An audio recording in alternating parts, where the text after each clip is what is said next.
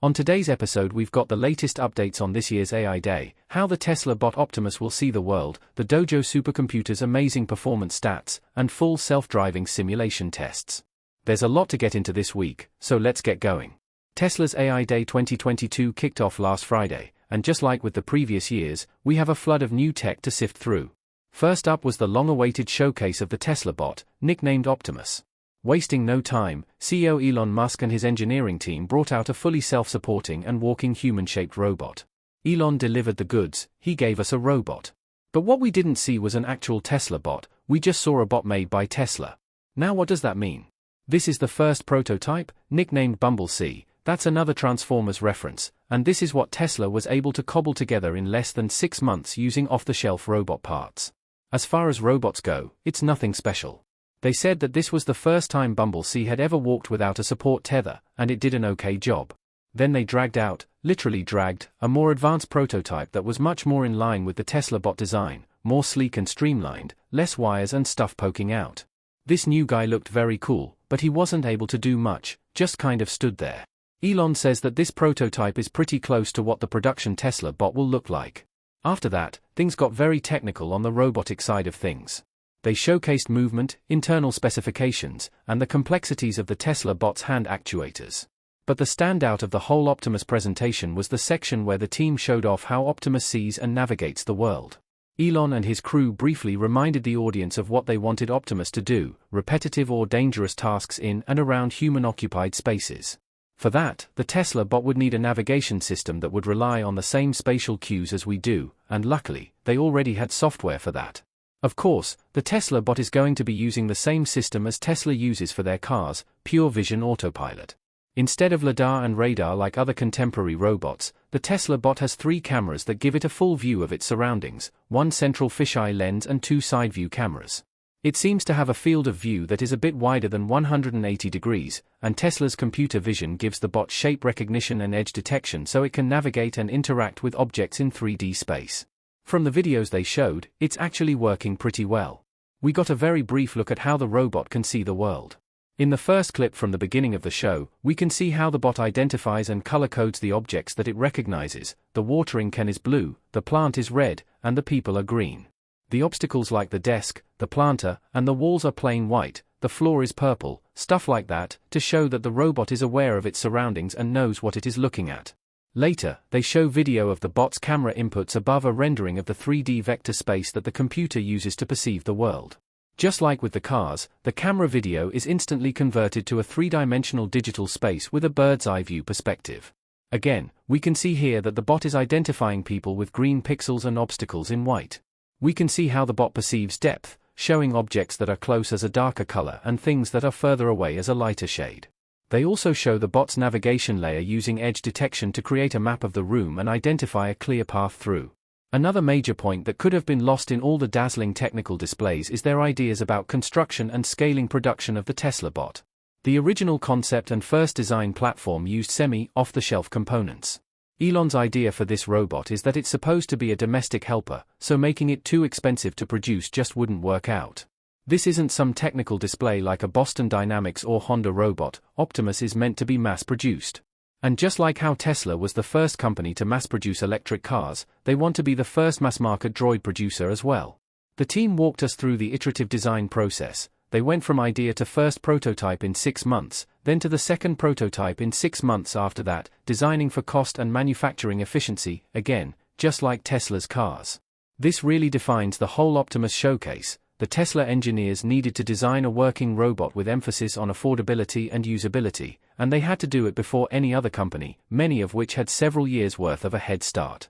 So they looked at their cars, realized that they were already building these robots, and found a way to put them on 2 legs instead of 4 wheels. Genius. That sort of thinking has given Tesla a humanoid robot that can walk under its own power and identify its surroundings properly in a little over a year. So, how long until it's doing your dishes? Dojo reaches exaflop scale.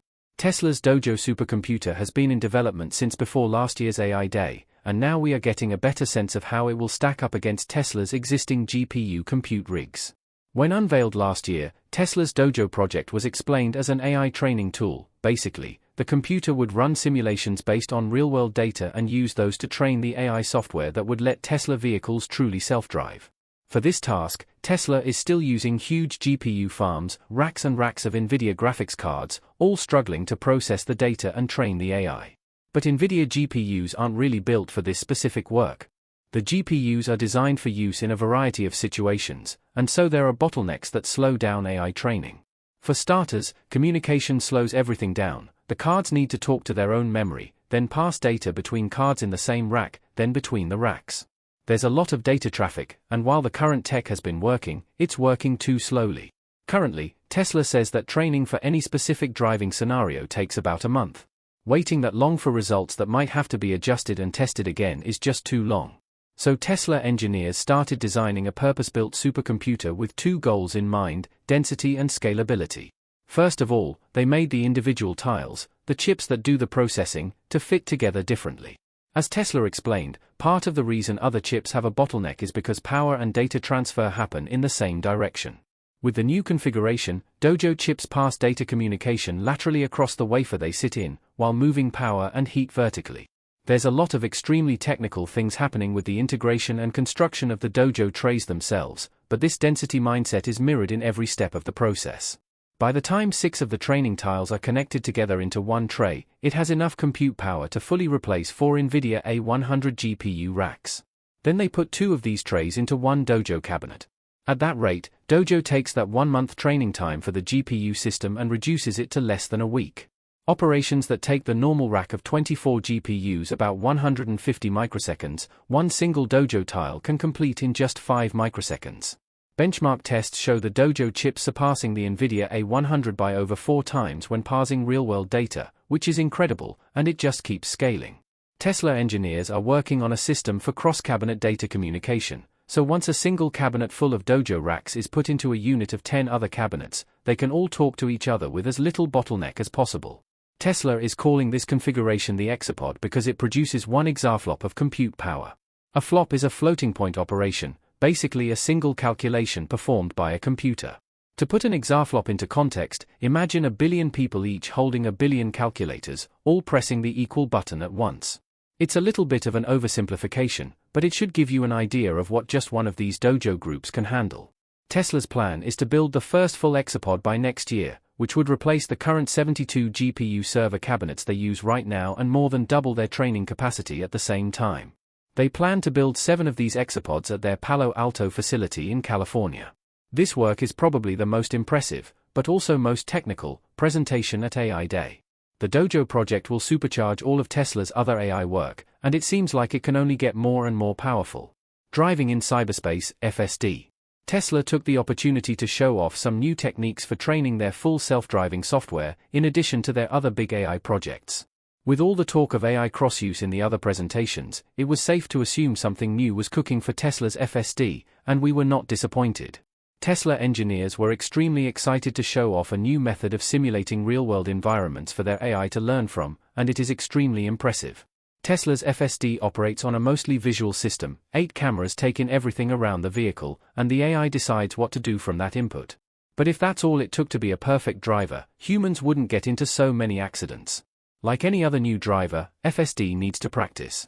Tesla currently uses GPU server farms to build out environments to train their FSD intelligence. Out of the 14 GPUs Tesla has, it takes 10,000 to train the system and 4,000 to auto-label, an AI system Tesla uses to pick out cars, pedestrians, and other objects from the background. On top of that, it takes over 160 billion frames of video to train an AI system for a specific stretch of road. Obviously, they don't train these systems on a real road, as mistakes there have consequences. So Tesla previously used video mapping software with the help of artists to build out simulated versions of roadways to test the FSD software on. It generally takes an artist around 2 weeks to build out a single scene, just one intersection or stretch of road with all its obstacles. But with new software tools, Tesla can now generate most of San Francisco in 1 week with only one person directing the tools. Better yet, all of the data they build these models with comes from real-world data, so it includes all the little quirks that real drivers have to deal with. Obviously, this will take way more computing power than Tesla currently has, but with the first Dojo cabinet being constructed, you can see how one breakthrough leads to another and another. Engineers build a dense computing chipset, which helps make Dojo a reality, which lets FSD learn much faster in a digital simulation, which finally ends up informing the logic and navigation software of Optimus. Everything Tesla's AI team does fits together like a puzzle, and it's all snowballing right in front of our eyes. Don't forget to give this video a thumbs up today if you liked it. That is so important for getting our content out to more people. If you enjoy the content, then you'd probably also enjoy our weekly newsletter, so sign up with the link down below at thetislarspace.com. A huge thank you to all of our Patreon supporters who are listed on the screen now. You help us make the best content we can, and we really appreciate it. Thanks for watching, and we'll see you in the next one.